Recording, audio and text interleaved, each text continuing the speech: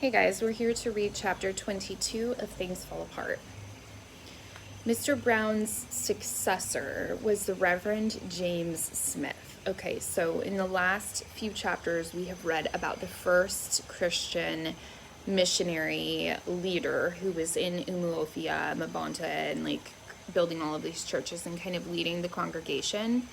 And he was really good. His name was Mr. Brown. He seemed charismatic. He seemed like just a good person. He was able to get along with everybody in Umuofia, not just converts. But we learned in the last chapter that he got really sick and he ended up leaving Umuofia and he's being replaced. That's what his successor is.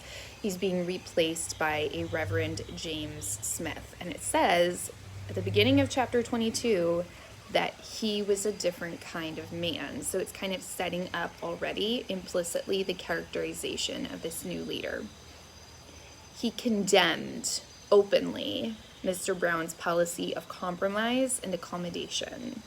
He saw things as black and white, and black was evil.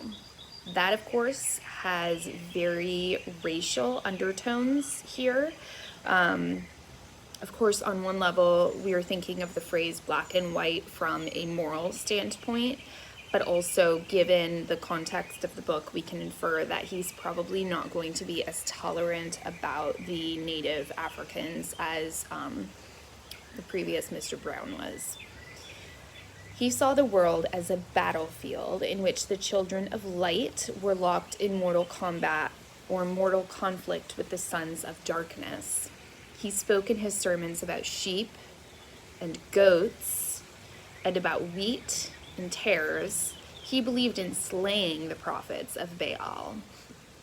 Mr. Smith was greatly distressed by the ignorance which many of his flock showed even in such things as the Trinity and the sacraments. It only showed that they were seed sown on a rocky soil. By the way, if you know anything about Christianity, you'll recognize that there are a lot of allusions to the Christian Bible and beliefs and stuff in the beginning of chapter 22. So not a big deal if you're not familiar with Christianity, but if you are, then that will give you a little more depth of understanding and analysis in, throughout the whole book, but especially here at the beginning of chapter 22.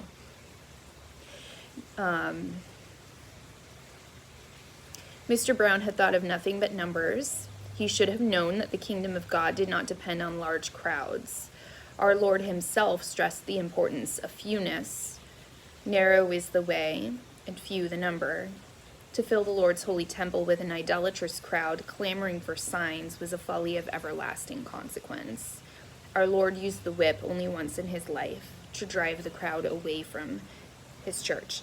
So we, as the readers, are seeing the perspective of the author in the beginning of chapter 22, and he apparently does not seem to approve of the Reverend James Smith. He's kind of, I feel like the author hasn't really invaded this book very much, meaning that he hasn't really given us his own beliefs or ideas or insights to what's happening in the book. He's been very observing from afar and just kind of telling us the story.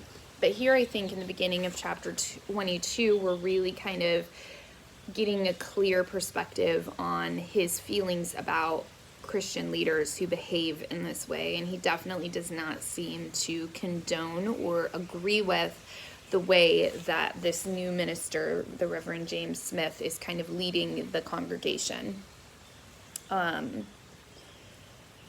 Within a few weeks of his arrival in Umuofia, Mr. Smith suspended a young woman from the church for pouring new wine into old bottles. It's really interesting because it almost sounds like he's behaving like a conquo. Ironically, he is quick to punish, kind of like a conquo was. This woman had allowed her heathen husband to mutilate her dead child. The child had been declared an Agbanji, plaguing its mother by dying and entering her womb to be born again. 4 times this child had run its evil round, and so it was mutilated to discourage it from returning. We read about this tradition in previous chapters. Mr. Smith was filled with wrath when he heard of this. He disbelieved the story, which even some of the most faithful Christians confirmed, the story of really evil children who were not deterred by mutilation but came back with all the scars. He replied that such stories were spread in the world by the devil to lead men astray. Those who believed such stories were unworthy of the Lord's table. There was a saying in Umuofia that as a man danced, so the drums were beaten for him. Mr. Smith danced a furious step, and so the drums went mad. The overzealous converts who had smarted under Mr. Brown's restraining hand now flourish in full favor.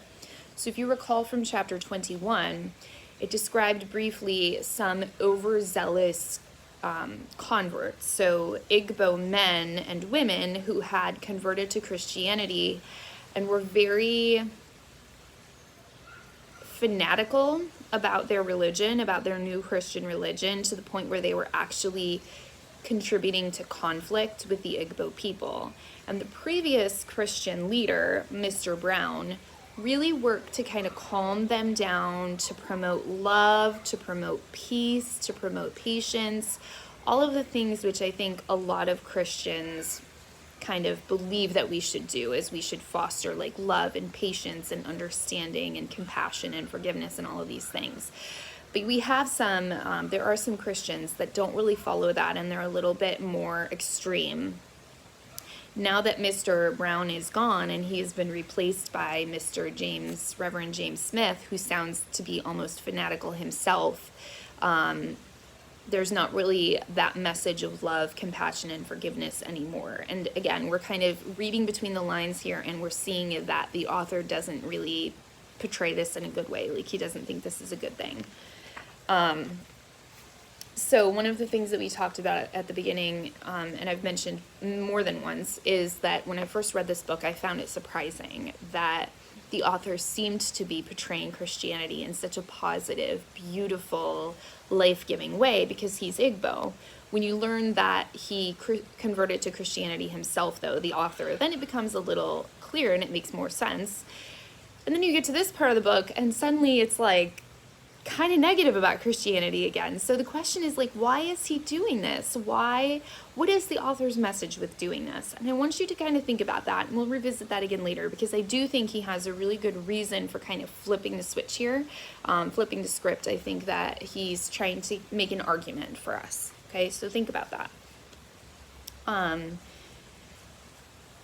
There was a saying, I already read that. Mr. Smith danced a furious step, and so the drums went mad. The overzealous converts who had smarted under Mr. Brown's restraining hand now flourished in full flavor.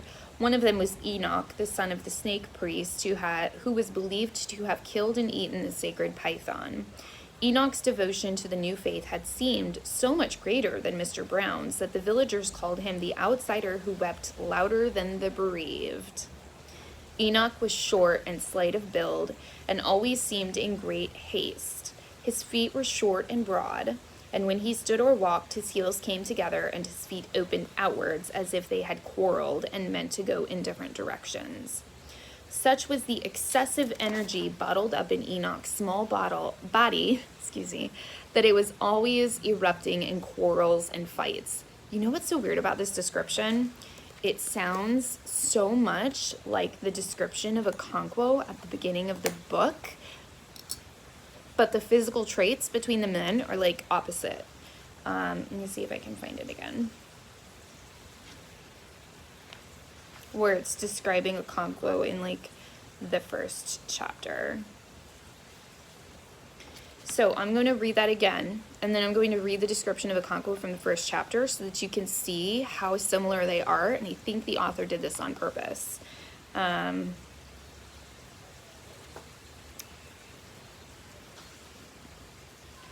So here, I'm reading again from the beginning of chapter 22. Enoch was short and slight of build, and always seemed in great haste, which is hurry. His feet were short and broad, and when he stood or walked, his heels came together, and his feet opened outwards as if they had quarreled or fought.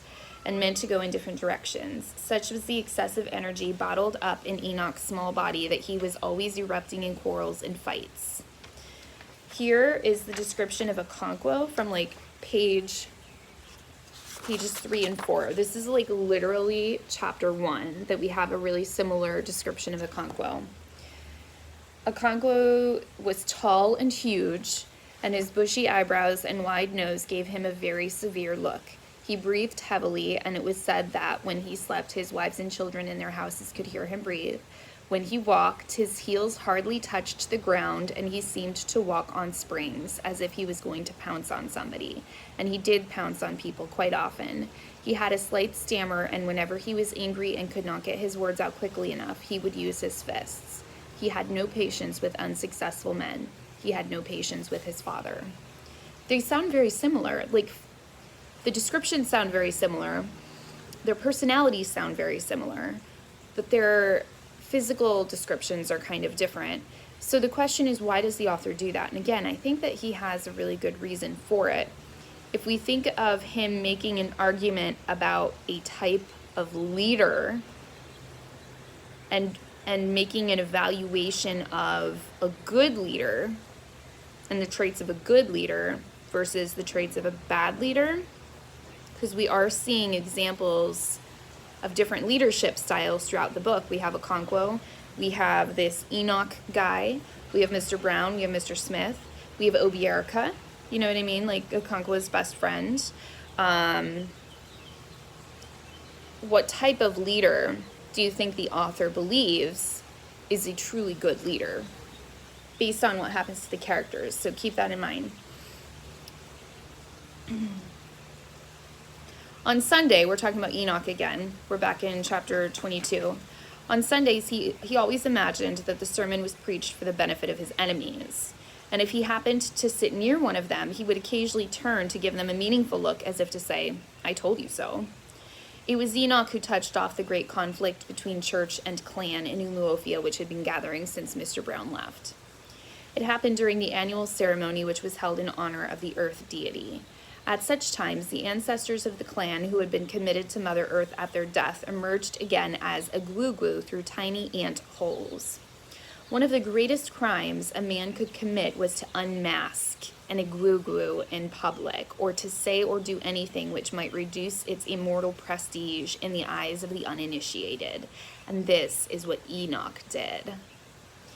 The annual worship of the earth goddess fell on a Sunday, and the masked spirits were abroad.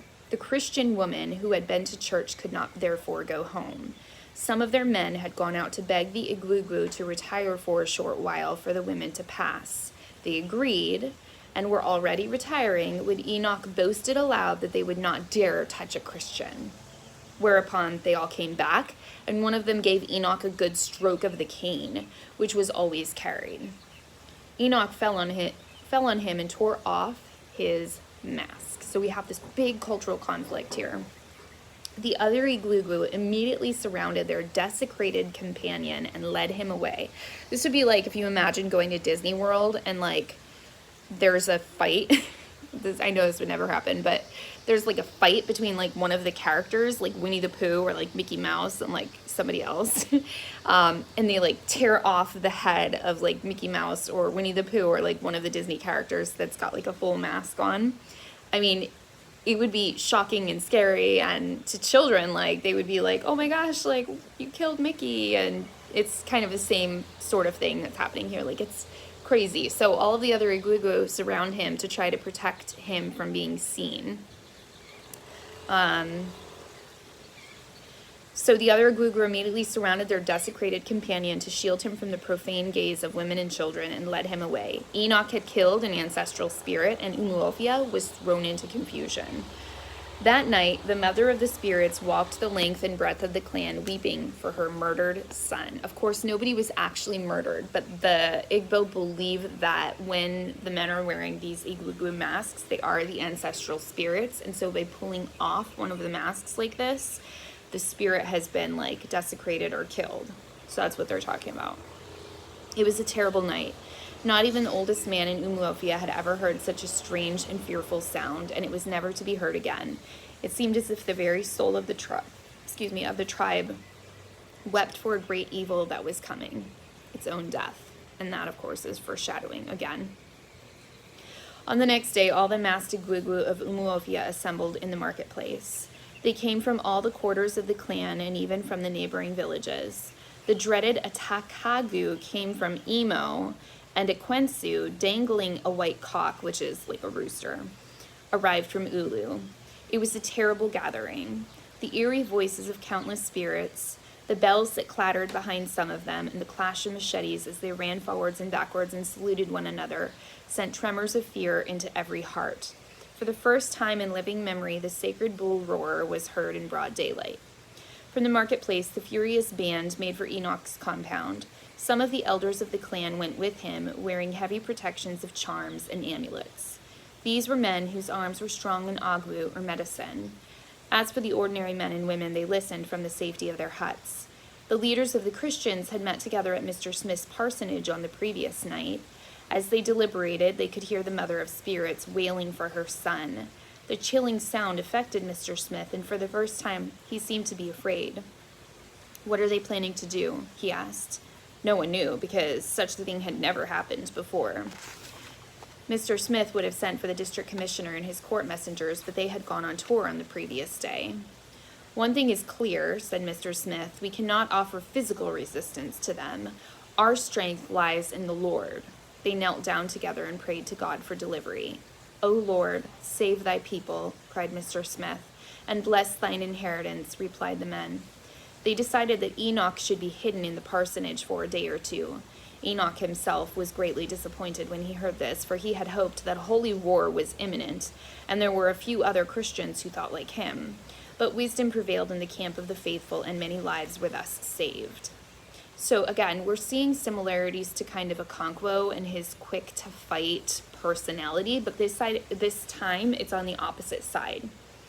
And so I asked you previously what you think the message might be that the author is trying to convey. And I think the answer is that he's not saying that there is a culture that is right and a culture that is wrong, or there's a religion that is necessarily right or a religion that is necessarily wrong.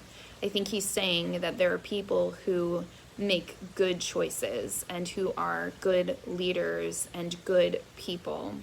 And there are people who make bad choices and are bad leaders and are bad people.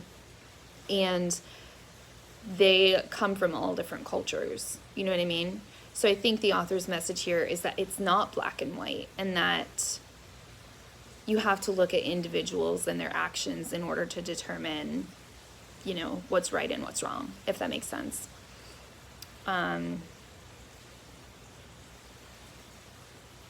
The band of Igwugwu moved like a furious whirlwind to Enoch's compound, and with machete and fire reduced it to a desolate heap. And from there they made for the church, intoxicated with destruction. Mr. Smith was in his church when he heard the masked spirits coming. He walked quietly to the door which commanded the approach to the church compound and stood there. But when the first 3 or 4 Igwugwu appeared on the church compound, he nearly bolted. He overcame this impulse, and instead of running away, he went down the 2 steps that led up to the church and walked towards the approaching spirits. They surged forward, and the long stretch of the bamboo fence with which the church compound was surrounded gave way before them. Discordant bells clanged, machetes clashed, and the air was full of dust and weird sounds.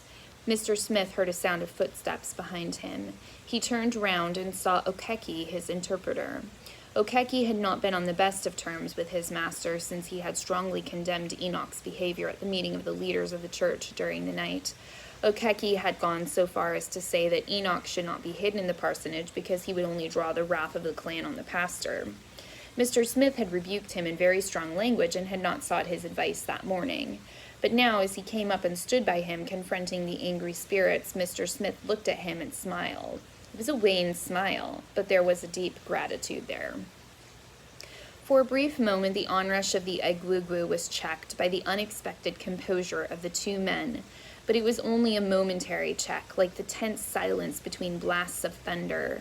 The second onrush was greater than the first. It swallowed up the 2 men, and then an unmistakable voice rose above the tumult, and there was immediate silence. space was made around the two men, and Ajophia began to speak.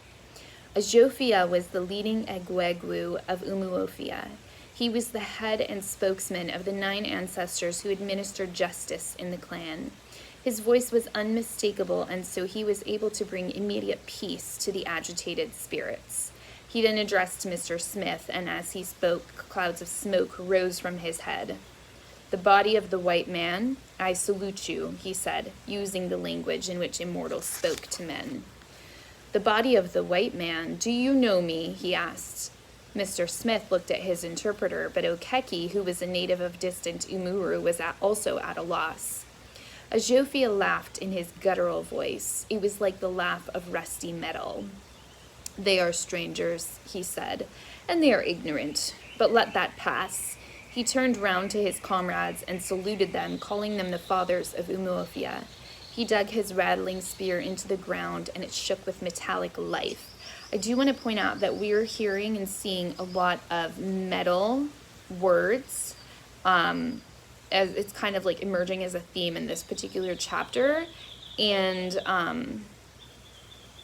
so I'm noticing that as the reader, and I'm also noticing a continuation of fire imagery, which we know has occurred throughout the entire book. In this case, the fire that was set at Enoch's compound, but also they have given us some imagery of like lightning and thunder. And then the way they're describing metal is almost associated with heat and fire as well. It says that Ajophia, whatever, however you pronounce his name, the leader of the Egwegwu, laughed in his guttural voice. It was like the laugh of rusty metal. So metal. He dug his rattling spear into the ground, and it shook with metallic life. Metal again. And the other thing that I want to point out is that Smith, that name, comes from a metal smith, so somebody who works with metal. And if you know anything about that, that job historically, they would like heat and like hit metal to reshape it, so like a metal worker. So I'm wondering, as the reader, why this kind of theme is emerging in chapter 22 and what it might be trying to convey. "Tell the white man," hold on, I'm trying to find where I left off. Then he once more turned to the missionary and his interpreter. "Tell the white man that we will not do him any harm," he said to the interpreter. "Tell him to go back to his house and leave us alone. We liked his brother who was with us before. He was foolish, but we liked him. And for his sake, we shall not harm his brother. But this shrine which he built must be destroyed. We shall no longer allow it in our midst. It has bred untold abominations, and we have come to put an end to it." He turned to his comrades. "Fathers of Umuofia, I salute you." And they replied with one guttural voice. He turned again to the missionary. "You can stay with us if you like our ways. You can worship your own God. It is good that a man should worship the gods and the spirits of his fathers. Go back to your house so that you may not be hurt. Our anger is great, but we have held it down so that we can talk to you." Mr. Smith said to his interpreter, "Tell them to go away from here. This is the house of God, and I will not live to see it desecrated." Okeki interpreted wisely to the spirits and leaders of Umuofia. "The white man says he is happy you have come to him with your grievances like friends. He will be happy if you leave the matter in his hands." So Okeki was smart, and he did not translate what Mr. Smith told him to translate, because if he had, the men of Umuofia would probably become physically violent with him at this point. So this kind of saves Mr. Smith here. "We cannot leave the matter in his hands because he does not understand our customs, just as we do not understand his. We say he is foolish because he does not know our ways, and perhaps he says we are foolish because we don't know his. Let him go away." Mr. Smith stood his ground, but he could not save his church. When the Igwugwu went away, the red earth church which Mr. Brown had built was a pile of earth and ashes. And for the moment, the spirit of the clan was pacified. So the church has been burned down. And I do want to point out that the men of Umuofia were not quick to be physically violent with Mr. Smith, which might come as a surprise to some people. But again, we're learning that kind of our Western interpretation of this culture is maybe not really accurate. Our stereotypes of this culture are a little bit not accurate. Okay, so we will continue with chapter 23 shortly. Bye.